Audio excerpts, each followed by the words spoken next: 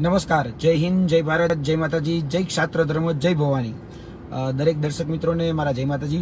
હું યુવરાજસિંહ જાડેજા.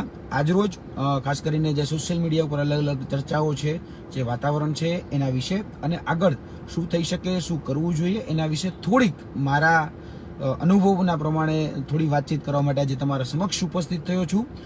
ખાસ કરીને વર્તમાનમાં જોવા જઈએ તો જે લડાઈ છે એ ખૂબ સારી રીતે ચાલી રહી છે. દરેક સંગઠનો, સમિતિઓ, સેનાઓ એ બધા જ ભેગા થઈ અને પોતાની વાત ઉપર અડગ છે. પોતાની જે માંગણી છે એ માંગણી પર પણ અડગ છે અને એકજૂથતાથી આ લડાઈ અત્યારે લડાઈ રહી છે.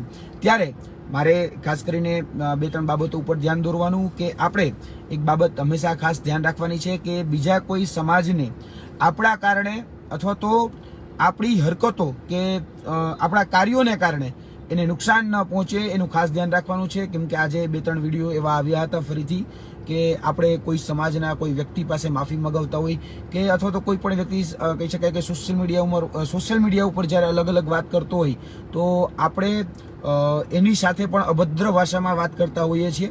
તો આવું કરવું એ થોડું ટાળવું જોઈએ, જેથી કરીને હું માનું છું કે જે આ લડાઈ છે એ લડાઈ ખૂબ સારી રીતે લડી શકાય.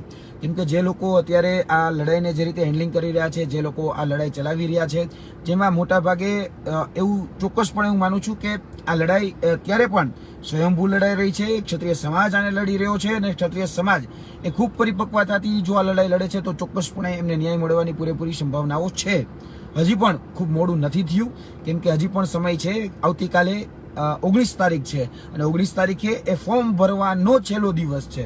એટલે કે જે પણ લોકોને ઉમેદવારી નોંધાવવાની હોય એના માટે આવતીકાલે છેલ્લો દિવસ છે. એટલે આવતીકાલે કહી શકાય કે સાંજે 5 વાગ્યા સુધીમાં જેને પણ ફોર્મ ભરવાના બાકી છે એ તમામ ફોર્મ એ ભરાઈ જશે. હવે કંઈક રાજપૂત સમાજ પણ, ક્ષત્રિય સમાજ પણ એવી કંઈક ચર્ચાઓ કરતો હતો કે ભાઈ એ પણ મોટા પ્રમાણમાં ફોર્મ ભરવાના છે. તો આવતીકાલે એ આંકડો પણ આપણી સામે આવી જશે કે કેટલા લોકો ફોર્મ ભર્યા છે, શું છે આગળની રણનીતિ, ઉમેદવારી કેટલા લોકો ક્ષત્રિય સમાજમાંથી કરી છે અને અન્ય સમાજમાંથી કેટલા લોકોએ કઈ સીટ ઉપર ઉમેદવારી કરી છે, તે તમામનો આંકડો એ આવતીકાલે આપણી સમક્ષ આવી જશે. એટલે આવતીકાલે એ પણ સ્પષ્ટતા થઈ જશે કે હવે આંદોલન જે છે એ આંદોલનને કયા માર્ગે લઈ જવું, જેથી કરીને આંદોલનના બીજા જે અન્ય પાસાઓ છે એ અન્ય પાસાઓ ઉપર પણ ધ્યાન રાખી શકાય. બીજું કે આંદોલનકારી તરીકે હું એક બે વાત સ્પષ્ટ કરવા માંગુ છું તમારા સાથે, કે અથવા તો એક બે વાત ઉપર હું તમારો પ્રકાશ પાડવા માંગુ છું. આંદોલન ક્યારે સફળ થાય? તો આંદોલન એ ત્યારે સફળ થાય કે જ્યારે મૂળ મુદ્દો જે હોય એ મૂળ મુદ્દાને અડગ રીતે આપણે વળગી રહીએ અને જે મૂળ મુદ્દો છે એ મૂળ મુદ્દાને વળગી જેમાં જે પીડિત નથી એવા સામાન્ય લોકોનો આપણે સાથ સહકાર અને સહયોગ મળે ને ત્યારે એ આંદોલન સફળ થતું હોય છે.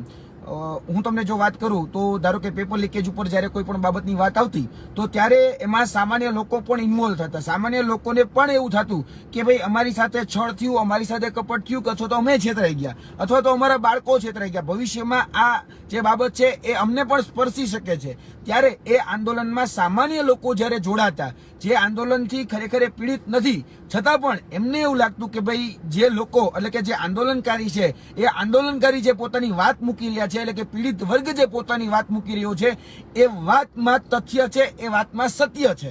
એ વાતમાં અને તથ્ય અને એ વાતમાં રહેલું સત્ય એ સામાન્ય લોકોને જ્યારે સમજાઈ જાય ને ત્યારે એ આંદોલનમાં જીત થતી હોય છે.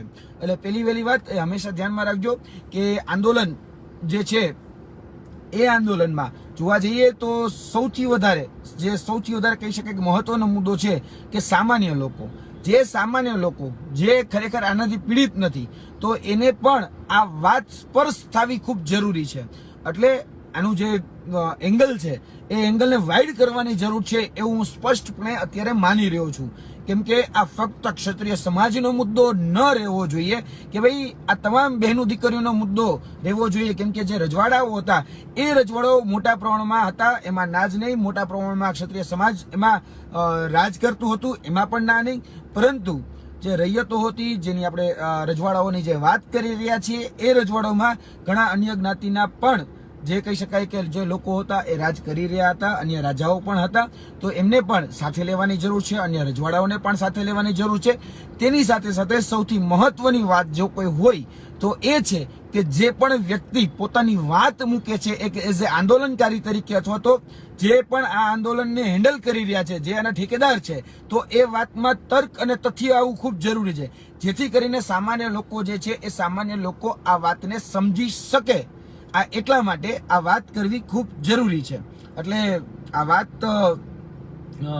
દરેકને લાગુ પડે છે. બીજું છે કે ભાઈ એઝ એ આંદોલનકારી તરીકે હું હંમેશા જોતો હોઉં છું કે કોઈ પણ આંદોલન હોય તો એનું વિઝન અને એનું રીઝન એ બહુ ક્લિયર કટ હોવું જોઈએ. બરાબર છે? એનું વિઝન અને રીઝન એ ક્લિયર હોવું જોઈએ. આપણી પાસે રીઝન છે, આપણી પાસે કારણ છે કે આપણે શા માટે આ લડાઈ લડીએ છીએ, કારણ કે આપણા બહેનો દીકરીઓ ઉપર જે રોટી બેટીના વ્યવહાર કરવામાં, જે લાંછન લગાડ્યા, જે શબ્દો કહેવામાં આવ્યા, એને કારણે આપણે આ લડત લડીએ છીએ. એમાં ના જ નહીં. આ થયું રીઝન. હવે એને આગળ લઈ જવા માટે આપણી પાસે નાના નાના ટાર્ગેટ અને નાના નાના ટાર્ગેટ થી આપણે બ્રિક બાય બ્રિક આગળ વધવાનું છે. કારણ કે સીધું છલાંગ મારીને આપણે ક્યાંય ગિરનાર કે હિમાલય નથી ચડી જવાના. આપણે સ્ટેપ બાય સ્ટેપ આગળ વધવાનું છે. તો ચોક્કસપણે એમાં બ્રિક બાય બ્રિક આગળ વધવા માટે વિઝન એ ખૂબ જરૂરી છે. અને એ વિઝનને કહેવાય કે એક નિડરતાથી પકડી રહેવું. બીજું કે આજુબાજુના વાતાવરણ ઉપર, આજુબાજુનું જે વાતાવરણ છે એની અસર એ આપણા ઉપર ન થાય. એટલે કે જે એનું સારથીપણું કરે છે અથવા તો જે લોકો આને હેન્ડલિંગ કરે છે એના ઉપર ન થાય. અથવા તો એટલા હું માનું છું ત્યાં સુધી બધા જ લોકો પરિપક્વ છે. જે લોકો પણ આનું હેન્ડલિંગ કરી રહ્યા છે એ ખૂબ પરિપક્વ છે. એટલે જો વિઝન અને રીઝન એ ક્લિયર કટ હશે, બરોબર, ક્રિસ્ટલ ક્લિયર હશે, તો ચોક્કસપણે માનું છું કે આ આંદોલનને સાચા સ્થળ સુધી, આપણે સાચા ન્યાય સુધી એ પહોંચાડી શકીશું. બીજું કે ઘણી બધી જગ્યાએ અલગ અલગ માધ્યમોમાં તમને અલગ અલગ પ્રકારના ન્યૂઝ આવતા હોય છે. હું કોઈની પણ ક્રિટિસાઇઝ નથી કરતો અથવા કોઈને એવું કઈ નથી કહેતો કે આ બધા ખોટા હોય છે. ના, એવું જરા પણ નથી હોતું. બધા પોતપોતાના મંતવ્ય પ્રમાણે, પોતપોતાના દ્રષ્ટિકોણ પ્રમાણે અને પોતપોતાના ભૂતકાળના અનુભવોના આધારે એ પોતાની વાત જે તે વ્યક્તિ એ માધ્યમો દ્વારા, એ વરિષ્ઠ પત્રકારો હોય, એ પછી રાજકીય વિશ્લેષકો હોય, એમ વાત મૂકતા હોય છે. બરાબર? એટલે ઘણી બધી જગ્યાએ મેં કોમેન્ટ જોઈ છે કે તો ભાઈ આ તો રાજકીય દલાલ છે, અથવા તો કહી શકાય કે આ તો બીજેપીનો એજન્ટ છે. આ બધી વાતચીત અલગ અલગ વિડીયોના કોમેન્ટમાં જોવા મળતી હોય છે. પણ એ વાત એના દ્રષ્ટિકોણ પ્રમાણે મૂકતા હોય છે. 2-5% લોકો તમે કદાચ કહેતા હશો એવા હશે પણ ખરી, હું એને પણ ઇગ્નોર નથી કરતો. કદાચ એવા 2-5% લોકોને કારણે જ આ અવિશ્વાસ અથવા તો આ અસંતોષ જે છે એ આવતું હોય છે. જે વ્યક્તિઓ ક્યાંક વાત મૂકી રહ્યા છે કે આવતીકાલ સાંજ સુધીમાં ગુજરાતની અંદર આપણા ગુજરાતના જ પનોતા પુત્ર અને આદરણીય અમિત શાહ સાહેબ અત્યારે ગુજરાતમાં છે અને ગુજરાતમાં ક્યાંક ને ક્યાંક આ જે બાબત છે એ બાબત ઉપર સીએમ હોય કે પછી કહી શકાય કે પાટીલ સાહેબ હોય, એ પાટીલ સાહેબ સાથે આની ચર્ચાઓનો દોર ચાલુ છે. અત્યારે વર્તમાનમાં પણ એની સાથે જે આ રુઝાન છે, રુઝાન લેવામાં આવી રહ્યું છે કે આના કારણે, જો એટલું યાદ રાખજો, કોઈ પણ પોલિટિકલ પાર્ટી હોય, કોઈ પણ XYZ, એ કોઈ પણ પોલિટિકલ પાર્ટી હોય, એ પોતાનો નફો નુકસાન જોઈ અને નિર્ણય લેતી હોય છે. બરાબર છે? એટલે એ અત્યારે પોતાનો નફો નુકસાન નું જે સરવૈયું છે એ સરવૈયું કાઢી રહ્યા છે કે ભાઈ ક્ષત્રિય સમાજ જે છે એ પોતાની વાત ઉપર કેટલો અડગ છે, ક્ષત્રિય સમાજ પોતે જે કમિટમેન્ટો આપે છે એ કમિટમેન્ટો ઉપર કેટલો, એ કહી શકાય કે એ બાબતો જે છે એની ઉપર એ અડગ રહી અને પોતાની વાત મૂકે છે. બીજું કહેવાય કે જેટલી પણ હરકતો હોય એ બધી જ હરકતો ઉપર ધ્યાન રખાતું હોય છે, બહુ બારીકાઈથી ધ્યાન રખાતું હોય છે. અને બીજેપીમાં આના માટે તો એક અલગ પ્રકારનો સેલ ઉભો છે જ, બરાબર, જે આ બધું જ ઓબ્ઝર્વ કરતું હોય છે, બધું જ A to Z. નાનામાં નાની ઘટના, ગામડામાં બનતી ઘટના, ગામડાનો વ્યક્તિ શું વિચારે છે ત્યાંથી લઈ અને જ્યાં આંદોલનના પડઘમ વાગતા હોય અથવા તો કહી શકાય કે મોટી મોટી રેલીઓ થતી હોય, સભાઓ થતી હોય, તો ત્યાં શું વાત થાય છે, આ બધી જ વાત ઉપર ફોકસ કરવા માટે બીજેપી પાસે પોતાનું IT સેલ છે. બરાબર? કારણ કે બીજેપીને હું જરાક વધારે પડતો નજીકથી ઓળખું છું એક આંદોલનકારી તરીકે.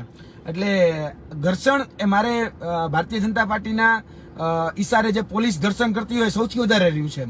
એટલે વર્તમાનમાં પણ ભારતીય જનતા પાર્ટી છે બધી જ બાબતો પર ફોકસ કરી રહી છે અને એ પોતાનું સર્વેયું કાઢી રહી છે પ્રોફિટ એન્ડ લોસનું.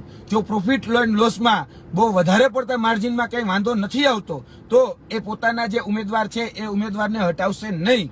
એટલે કે પરસોત્તમ રૂપાલાને હટાવવાના રીઝન એની પાસે નહીં હોય, અથવા તો કહી શકાય કે એની પાસે એવું લાગે છે કે ભાઈ આનાથી આટલા જ વોટ બેંકની નુકસાની થાય છે, તો એ ભવિષ્યને ધ્યાનમાં રાખી, વર્તમાનને ધ્યાનમાં રાખી એ બધા જ દ્રષ્ટિકોણથી આ નિર્ણય લેશે.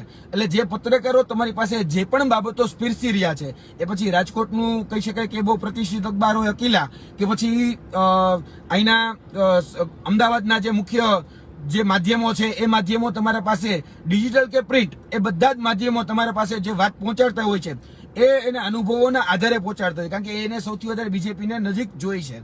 એટલે આ બાબતો છે એ તમારા સુધી પહોંચતી હોય છે. જે લોકો પણ માધ્યમોથી તમારી પાસે ન્યૂઝ આવે છે કે કદાચ પરસોત્તમ રૂપાલા જે છે એને સંજ્ઞાન થયું કે ભાઈ મારે આ ટિકિટ એ પરત કરી દેવી જોઈએ, તો પણ એ વાત બની હશે તો જ તમારા સુધી એ મુકતા હશે. પરંતુ એનો નિર્ણય એ જે તે પાર્ટી એટલે કે ભારતીય જનતા પાર્ટી છે આમાં તો, એટલે ભારતીય જનતા પાર્ટીએ લેવાનો છે. અને ભારતીય જનતા પાર્ટી એ ખૂબ શાણી છે, ખૂબ શાણી. બીજું, આજે ભારતીય જનતા પાર્ટી હોય કે અંગ્રેજો હોય કે બીજા કોઈ પણ વ્યક્તિ, જે પણ આપણે જેને તાનાશાહ કે સરમુખત્યાર જે પણ તમે ગણતા હોય છે, એ બધા જ બાબતો એ બધી જ જગ્યાએ એક બાબત ઉપર કહેવાય કે ઓબ્ઝર્વેશન કરતી હોય છે કે લોકો જે બોલે છે એની ક્રેડિબિલિટી કેટલી છે, એની ક્રેડિબિલિટી કેટલી છે એ ખાસ ધ્યાનમાં રાખવામાં આવતું હોય છે. આજે કોઈ શબ્દ પ્રયોગ કરવામાં આવે છે, બરોબર છે, લાઈક ધેટ, આ ખાલી એક્ઝામ્પલ આપું છું કે ભાઈ 400 ફોર્મ ભરાશે, તો ખરેખર શું વાસ્તવિકતામાં ભરાય છે? ખરેખર એ પોતાના શબ્દો ઉપર એ વ્યક્તિઓ કાયમ રહે છે? આપણે કોઈ પણ વાત જ્યારે મૂકીએ છીએ ત્યારે જો અમે કોઈ ખોટું લગાડવાની વાત જ નથી, એટલે કે ખોટું મહેરબાની કરીને ન લગાડતા, એક નાનો દીકરો નાનો ભાઈ સમજી અને ક્યાંક માફ કરી દેજો, પણ હું જે અનુભવું છું એ અનુભવ તમારી પાસે શેર કરું છું. બીજું કે અત્યારે જે ભારતીય જનતા પાર્ટી ઓબ્ઝર્વ કરતી હશે કે જે વિશ્વસનીયતા છે, જે ક્રેડિબિલિટી છે, જે પારદર્શિતા છે, એ ખરેખર ક્ષત્રિય સમાજમાં કેટલી છે, પોતાના બોલ ઉપર એ કેટલાક લોકો કાયમ રહી શકે છે, કેટલા લોકો છે જે ફરી જાય છે, આ બધી જ બાબતોનું ઓબ્ઝર્વેશન એ પછી થતું હોય છે. જે લોકો બહુ મોટી મોટી ફાકા ફોજદારી કરતા હોય, જે માઇકાસુર હોય, બરાબર, એ માઇકમાં આવીને ઘણું બધું બોલી જાય પણ ગ્રાઉન્ડ ઉપર બહુ ઝીરો હોય. આવું ઘણી બધી જગ્યાએ તમે જોયું હશે કે બહુ મોટી મોટી વાતો થાય પણ ગ્રાઉન્ડ ઉપર જ્યારે કરવા જઈએ ને ત્યારે ખૂબ ઝીરો હોય. ત્યારે આ બધી જ બાબતોનું ઓબ્ઝર્વેશન ભારતીય જનતા પાર્ટી બહુ બારીકાઈથી કરે છે, બહુ બારીકાઈથી, કારણ કે એને ડિસિઝન લેવાનું છે, તો એ ડિસિઝન ભવિષ્યને ધ્યાનમાં રાખીને અને વર્તમાન બંનેને ધ્યાનમાં રાખીને લેવાનું હોય છે. એટલે હું ફરીથી કહું છું, વિનમ્ર ભાવે કહું છું, અપીલથી કહું છું કે આજે જે પણ શબ્દો બોલાય છે XYZ વ્યક્તિથી, બરાબર છે, આજે કોઈ પણ સમિતિ હોય કે પછી ક્ષત્રિય સમાજના આગેવાનો હોય કે XYZ કોઈ પણ વ્યક્તિ હોય, એ પોતાના શબ્દો ઉપર કાયમ રહેવાનો પૂરેપૂરો પ્રયત્ન કરે. આજે કોઈ વ્યક્તિ જોહરની વાત કરે છે, બરાબર, કોઈ વ્યક્તિ આજે અનશનની વાત કરે છે, આજે કોઈ વ્યક્તિ જે ફોર્મ ભરવાની વાત કરે છે, તો ખરેખર આ બધી જ બાબતો ચેક થતી હોય છે કે ખરેખર છે શું, બરાબર, ખરેખર છે શું, એ બધું જ બાબતો ચેક થાય છે, કારણ કે જે તે સમયની ક્રેડિબિલિટી એ ચેક થતી હોય છે. હું બહુ સમજી વિચારીને બહુ નજીકથી આ ઓબ્ઝર્વ કરેલો વ્યક્તિ છું, કેમ કે ભૂતકાળમાં અમે પણ જોયું છે, કારણ કે અમે જ્યારે કોઈ કોલ આપીએ ને કે ભાઈ જો આ પરીક્ષાનું પેપર લીક થયું છે, તમે આને રદ નહીં કરો, તમે વિધાનસભાનો ઘેરાવો કરીશું. અને આવું અમે જ્યારે બોલ્યા હોય ને ત્યારે અમે ખરેખર કહીએ છીએ અમે વિધાનસભાનો ઘેરાવો કરવા માટે ગયા છીએ. એ વાત અલગ છે કે વિધાનસભાનો ઘેરાવો કરવા જતા હોય અને અમારી અદાલતથી જ અટકાયત થઈ ગઈ હોય કે પછી ગેટ નંબર સચિવાલયનો ગેટ નંબર 4 હોય ત્યાંથી જ અટકાયત કરી લીધી હોય, અમે 1000-2000 છોકરાઓ ભેગા થયા હોય તો એ કર્મયોગી ભવનથી જ ઉપાડી ગયા હોય, આવું બન્યું છે. પણ એ ક્રેડિબિલિટી જોવે છે કે ભાઈ જે ઉમેદવાર છે અથવા તો જે પીડિત છે એ પીડિત વ્યક્તિ ખરેખર એની વાત ઉપર કાયમ છે, ખરેખર એ વાતમાં તથ્ય છે, ખરેખર એ વાતમાં સત્ય છે. જો એ વાતમાં તથ્ય, સત્ય, તર્ક એ હોય અને તમે તમારી વાત ઉપર મક્કમ હોય તો ચોક્કસપણે કહું છું કે ભારતીય જનતા પાર્ટી હોય કે XYZ પાર્ટી હોય એ હંમેશા તમારા ફેવરનું ડિસિઝન લેશે. ગાંધીજીના આંદોલન, મેં આની પહેલા પણ વાત કરી હતી કે ગાંધીજીના, સરદારના, ભગતસિંહના, બાબા સાહેબ આંબેડકરના બધા જ આંદોલનો તમે એક વખત જોઈ લો. જ્યારે ગાંધીજી એમ કહેતા ને કે ભાઈ આપણે અસહયોગ કરવું છે, બરાબર, એટલે કે ભાઈ અંગ્રેજોની જે પણ વસ્તુ આવે છે, બરાબર, એનો આપણે કોઈ પણ અથવા તો જે બાબતો છે પિકેટિંગની બધી જ બાબતોમાં તમે આંદોલનમાં જો તમે વાંચ્યું હોય તો તમને ખબર હશે, ગાંધીજીએ અંગ્રેજો સાથે અસહકારની વાત કરી તો બધી જ જગ્યાએ અસહકાર થઈ ગયો. ઘણા એવા પદો હતા કે પદો પણ ખાલી થઈ ગયા. જે અંગ્રેજ શાસન હતું ત્યારે એ સમયની વાત છે. તો ત્યારે અસહયોગની વાત કરવામાં આવી તો અસહયોગને વળગી રહ્યા, જ્યારે અસહકારની વાત કરવામાં આવી ત્યારે એ અસહકારને વળગી રહ્યા. અને મક્કમતાપૂર્વક જે પણ બાબતો હોય એ બાબતો ઉપર ગાંધીજી ઘણા બધા આંદોલન કર્યા છે, ઘણા બધા, બરાબર. એ ચોરી ચોરાથી લઈને આપણે ઘણી બધી લાંબી એની વાત કરી શકીએ એમ છીએ. પણ જ્યાં સુધી એ આંદોલનની વાત આવતી તો આંદોલન ઉપર એ વ્યક્તિ એટલે કે ગાંધીજીને આપણે હંમેશા આદર્શ માનીએ છીએ. ગાંધીજીને હંમેશા આદર્શ એટલા માટે માનવામાં આવે છે કેમ કે એને જે પણ આંદોલનો કર્યા એ આંદોલનો બધા જ અહિંસક હતા. જ્યારે પણ હિંસા થતી તો ત્યારે એમ કહી દીધું કે રૂક જાઓ. એ આંદોલનમાં હિંસા થતી ને તો તરત જ કહી દીધું કે ભાઈ ઉભા રહી જાઓ, આપણે હિંસા નથી કરવાની, આપણે આપણી વાત મનાવવા માટે ગાંધીજીએ તમે જોઈ શકો છો કે અનશન પણ કર્યા છે. ગાંધીજીના સત્યાગ્રહો તમે જુઓ તો ગાંધીજીના સત્યાગ્રહોમાં જેલમાં હોય તો જેલમાં પણ એને અનશન ચાલુ રાખ્યા છે. એને અંગ્રેજોને પ્રેશરાઇઝ કરવા માટે, બરાબર છે, એ પ્રેશરાઇઝ કરવા માટે અનશનનું પણ હથિયાર ઉગામવું પડે ને તો એને મક્કમતાપૂર્વક એ પોતાનું અનશનનું હથિયાર પણ ઉગામ્યું છે, બરાબર. એ સમયે માધ્યમો નહોતા, એ સમયે આટલી બધી ટેકનોલોજી નહોતી, છતાં પણ એને બધી જ બાબતો છે એ બધી જ બાબતોને વળગી અને આંદોલનો કર્યા છે અને તમામ આંદોલનોને સફળ રહ્યા છે. તો એ આંદોલનો કઈ રીતે સફળ રહ્યા? એટલે તો ક્રેડિબિલિટી, પોતાની વાત ઉપર મક્કમતા, જે બોલે છે તે કરે છે, બરોબર, એ હકીકત છે. એક કોલ આપ્યો હોય કે ભાઈ અસહયોગ એટલે અસહયોગ એ બધા જ લોકો કરે, અસહકાર એટલે બધા જ લોકો કરે. હા, 2-5-10% એ સમયે પણ એવા લોકો હતા, હું નાનક પાડતો, કે જે કોલ આપવામાં આવ્યો હોય એનો વિરોધમાં હોય. 2-5-10% લોકો ત્યારે પણ હતા જેમ અત્યારે પણ ક્યાંક હશે. પણ એની ઉપર ધ્યાન નથી આપવાનું, એની ઉપર ધ્યાન નથી આપવાનું. જે નથી આપતા સાથ સહકારો તો એને છોડો, જે આપે છે એને સાથે લઈ અને મક્કમતાપૂર્વક આગળ વધવું જોઈએ. આ હું સ્પષ્ટપણે માનું છું. બીજી વાત, કોઈ જો એવું કહેતું હોય તો હું 1-2 બાબત હજી પણ સ્પષ્ટ કરું છું કે આપણે કહીને કે ભાઈ દૂધ લેવા જવું હોય ને તો દોણી ન છુપાવાય. જે લોકો જે ભાષામાં સમજે ને એને એની ભાષામાં સમજાવાય. આજે તમે એમ કહેશો કે ભાઈ મોદી તુજસે બેર નહીં અથવા તો ભાજપા તુજસે બેર નહીં, રૂપાલા તેરી ખેર નહીં, આ વાત જ્યારે કરશો ને ત્યારે એ લોકોને ખબર છે કે આ લોકો ભારતીય જનતા પાર્ટીને કોઈ ડેમેજ નહીં કરે. એટલે એને પોતાના વોટ શેર જે છે એને વોટ શેરની ચિંતા નથી, બરાબર. એટલે કે વોટ બેંક જે છે એ વોટ બેંકની ચિંતા નથી. અથવા તો એ એવું માને છે કે ચલો પીડિત વર્ગ આટલો છે, માની લો કે એમાંથી 50% વોટ આપને મળે છે, 50% વોટ નથી મળતા, તો કેલ્ક્યુલેશન શું બેસે છે? આ જે પીડિત વર્ગ છે એની સાથે બીજો અન્ય સમાજના લોકો કઈ રીતે જોડાયેલા છે એ પણ જોવામાં આવે છે. અન્ય જે પીડિત નથી અને જે બેન દીકરીનું વિચારે છે એમાંથી કોઈ ન્યુટ્રલ એવો વ્યક્તિ છે કે જે ખરેખર એને એવું લાગે છે કે આ વાતમાં ભારતીય જનતા પાર્ટી ખોટી છે, ક્ષત્રિય સમાજ સાચો છે, એ પોતાનું જ્યારે સ્ટેન્ડ જાહેર કરે ને ત્યારે ભારતીય જનતા પાર્ટી પણ વિચાર કરે છે. કારણ કે ભૂતકાળમાં અંગ્રેજો પણ વિચાર કરતા હતા કે ભાઈ આજે કોઈ ન્યુટ્રલ વ્યક્તિ જે છે એ ચોક્કસપણે બોલે તો એની વાતનું વજન એ હંમેશા રહ્યું છે, હંમેશા. આ આંદોલનો બહુ મેં નજીકથી જોયા છે, વાંચ્યા છે, એની સાથે સાથે કર્યા પણ છે, અનુભવ્યા પણ છે. જેલમાં જવાનો પણ વારો આવ્યો છે, બધું જ આમ કહેવાય ને જેલ ભોગવી છે મેં. આ કમસે કમ 90 દિવસની તો જેલ ભોગવી જ છે. એટલે આ બધું જ અનુભવના નિચોડ ઉપરથી મારે આ વાત આજે મૂકવી હતી કે આજે જે પણ આંદોલન કરે છે તો એટલું યાદ રાખજો, આજે ઇલેક્ટ્રોલ ડેમેજ આપણે જેને કહીએ ને કે રાજકીય ભાષામાં કે ભાઈ તમે એનું રાજકારણમાં નુકસાન કેટલું કરે. કારણ કે તમે જો કદાચ એનું નાક દબાવશો જ નહીં અથવા તો તમે એનું નુકસાન કરશો જ નહીં અથવા તો તમે એવું કહેશો કે ભાઈ અમારે તમારું નુકસાન નથી જ કરવું, તો એ તમને કઈ રીતે એ તમારી જે માંગણી છે એ સ્વીકારશે? તમે જ જરાક વિચારો. કારણ કે એ જો આ બહુ મોટી કોર્પોરેટ કંપની છે, બરોબર, બહુ મોટી કોર્પોરેટ કંપની છે. એ પ્રોફિટ એન્ડ લોસ થી ચાલતી હોય, એ લાગણીથી ન ચાલે, એને સંવેદનાઓ ન હોય. આ રોબોટ જેવું કામકાજ છે. અહીંયા પ્રોફિટ એન્ડ લોસ જોવામાં આવે છે કે આમાંથી અમારે કેટલું નુકસાન છે અને કેટલો ફાયદો છે.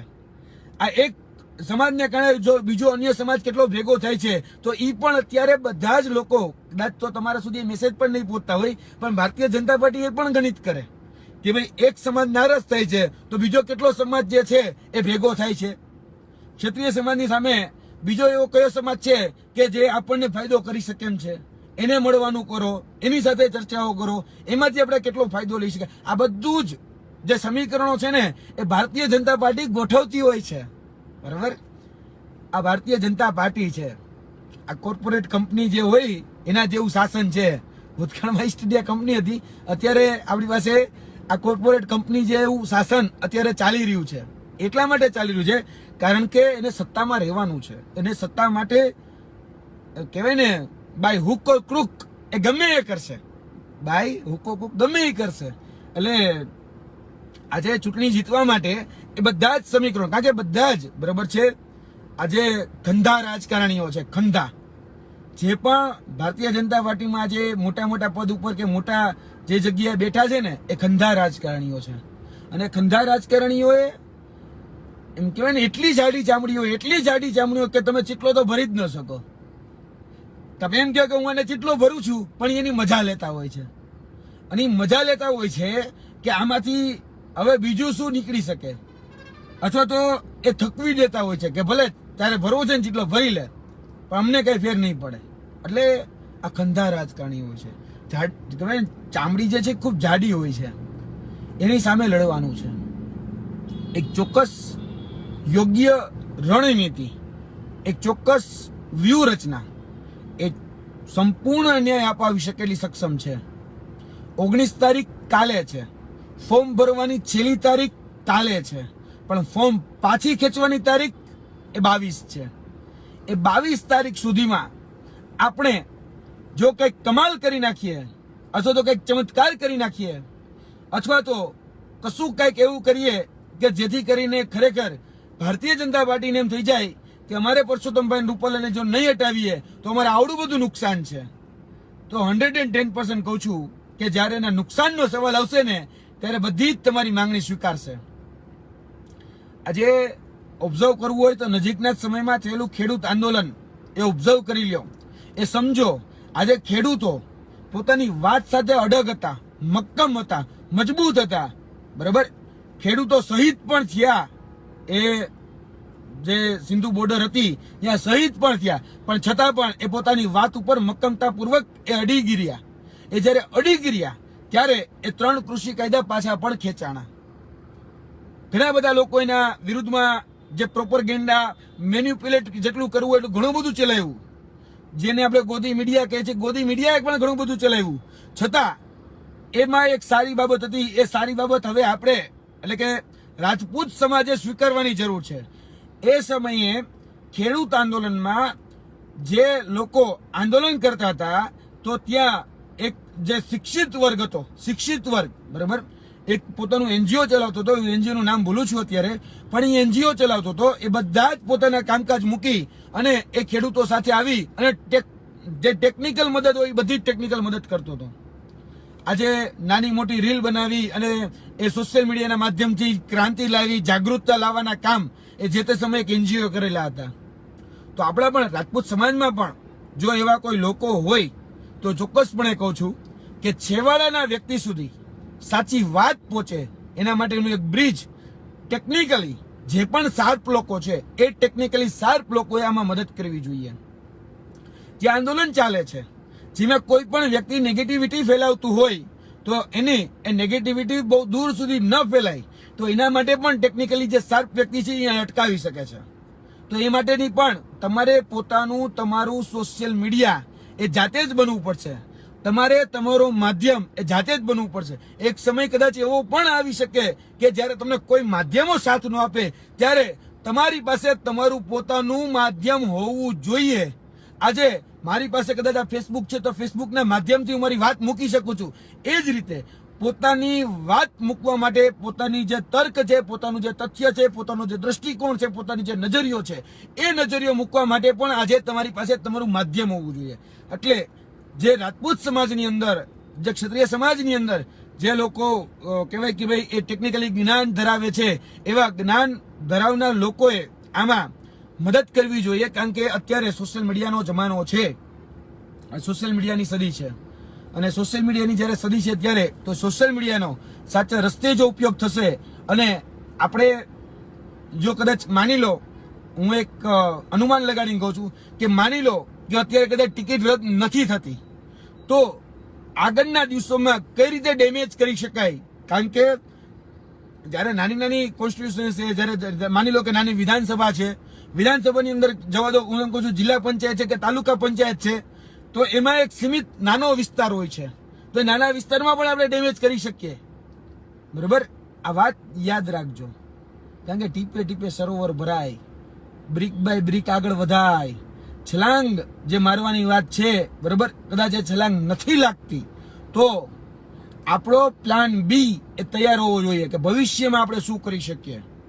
આની દૂરદ્રષ્ટિ જે નજર જે છે, બરાબર, એ નજર સુધી પણ આપણું પહોંચવું જોઈએ, કારણ કે અવલોકન બે રીતે થાય, એક વિહંગાવલોકન, બરાબર, અને એક સિંહાવલોકન.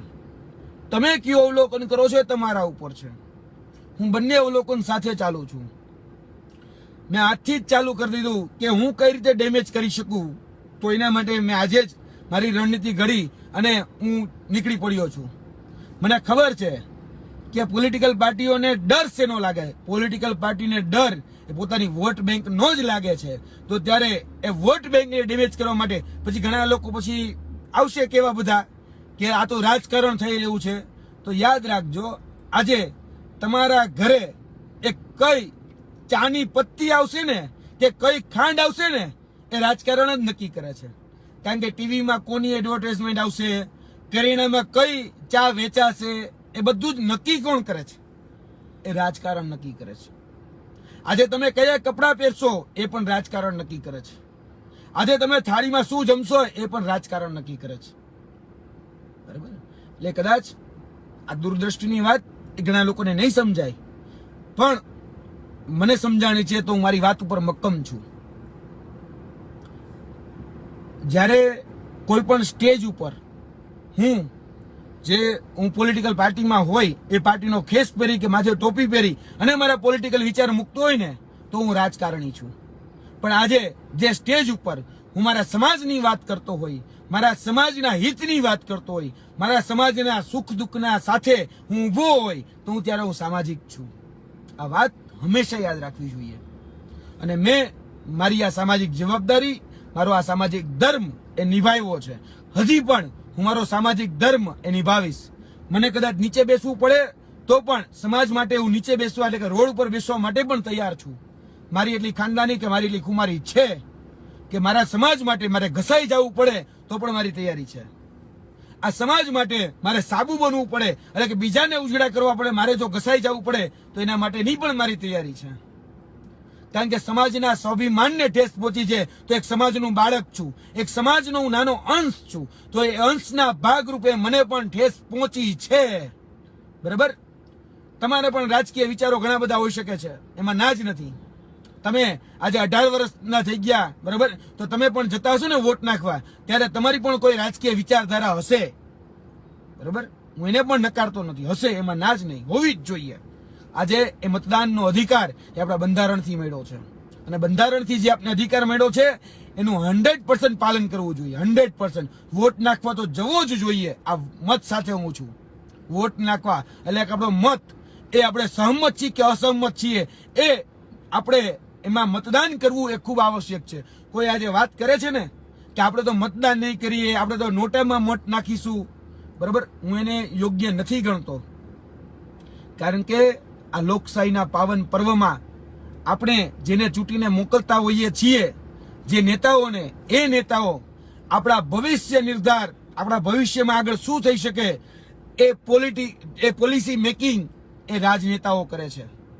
અને એ રાજનેતાઓ જે કરે છે, બરાબર, જે નીતિ વિષયક નિર્ણયો બનાવે છે, એ નીતિ વિષયક નિર્ણયો એ પાર્લામેન્ટમાંથી બનાવે છે. એટલે યાદ રાખજો, હું રાજકારણનો પણ વિરોધી નથી.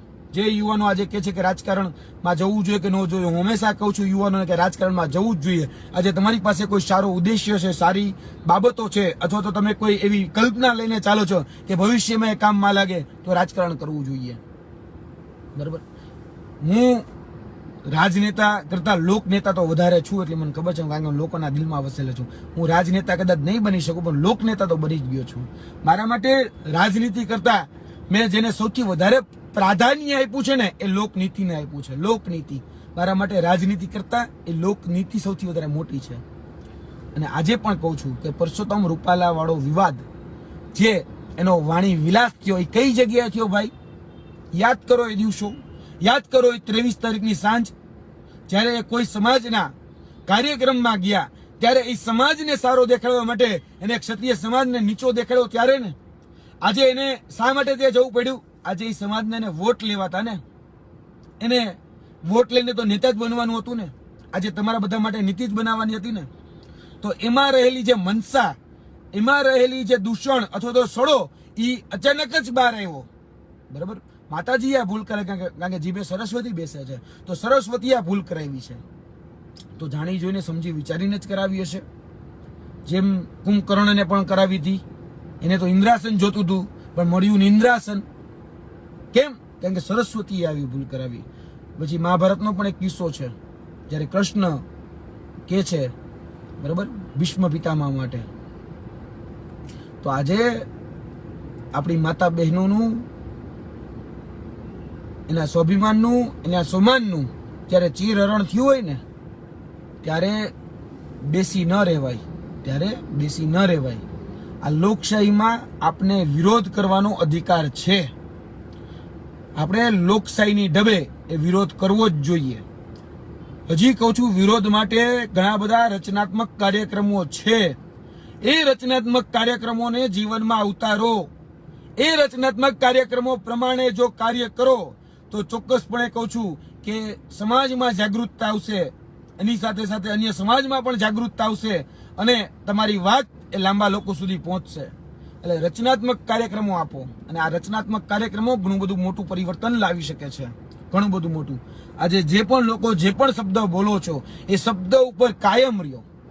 આજે હું એમ કહું છું કે જે વ્યક્તિ જે ભાષામાં સમજે એને એની ભાષામાં સમજાવીશ. આ શબ્દો હું બોલેલો છું, તો મારે હવે એને એની ભાષામાં સમજાવવો પડે. જે લોકો વોટ બેંકની ભાષામાં સમજે છે, ને વોટ બેંકની ભાષામાં સમજાવીશ.